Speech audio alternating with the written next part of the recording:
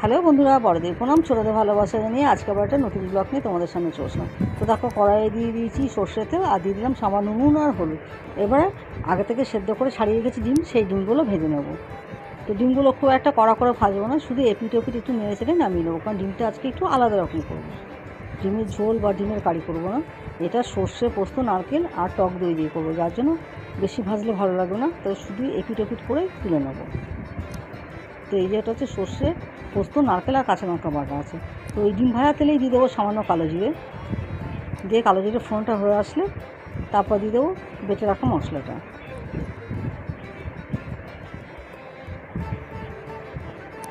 আর গ্যাসের আঁচটা কিন্তু একদম কমিয়ে রাখতে হবে। আর দিয়ে দেবো মশলা ধোয়া জল, দিয়ে দেবো একটু, দিয়ে ভালো করে মশলাটা কষিয়ে নেবো। আর দিয়ে দেবো স্বাদ মতো নুন আর একটু হলুদ।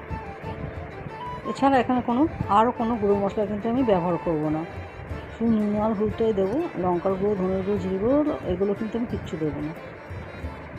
আর একটু টক দিয়ে ভালো করে ফেটিয়ে নিয়েছি। তো দেখো মশলাটা আমার সুন্দর কষানো হয়ে গেছে, তেল ছেড়ে বেরিয়ে এসেছে। এখন দিয়ে দেবো ফেটানো টক দইটা। টক দইটা দিয়ে আরেকটু বাটিতে ধুয়ে জল দিয়ে দেবো, দিয়ে আবারও সুন্দর করে কষিয়ে নেবো। আর গ্যাসের আঁচ কিন্তু কমানোই থাকবে, পুরো মশলাটাই কিন্তু গ্যাসের আঁচটা কম আঁচেই করবো। আর দিয়ে দেবো সামান্য মিষ্টি, কারণ যেহেতু টক দই দিয়েছি। তো কন্টিনিউ কিন্তু নাড়তে হবে, নাহলে যেহেতু দই আছে কেটে যেতে পারে।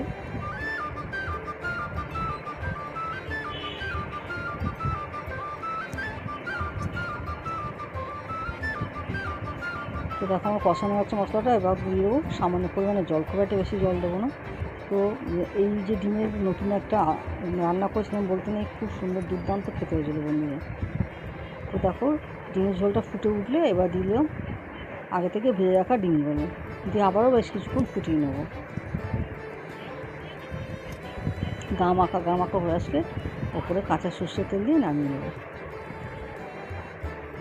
তো আজকের মতো ভিডিওটা এখানেই শেষ করছি। সবাই ভালো থাকবেন, সুস্থ থাকবেন। আমার ভিডিওটা যদি ভালো লেগে থাকে একটা লাইক ও সাবস্ক্রাইব করে দেবেন।